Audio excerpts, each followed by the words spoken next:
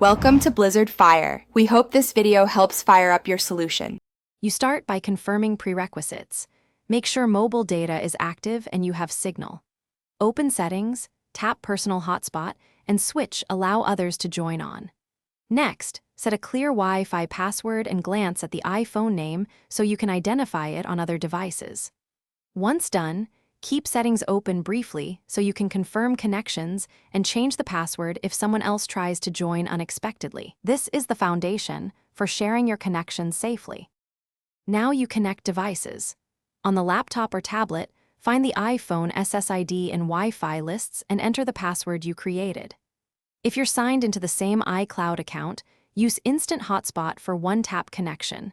This avoids typing. For a more stable link or to conserve battery, you can pair via Bluetooth or connect with USB and choose the iPhone as the network interface. Make sure to monitor active connections in Personal Hotspot so you don't exceed your data plan. To finish, verify which clients are connected in Personal Hotspot and disconnect anyone you don't recognize, then turn the hotspot off to preserve battery and data. If a device won't connect, first toggle cellular and Wi-Fi on the iPhone, then try restarting both devices. This clears transient network conflicts. If problems persist, reset network settings as a last resort.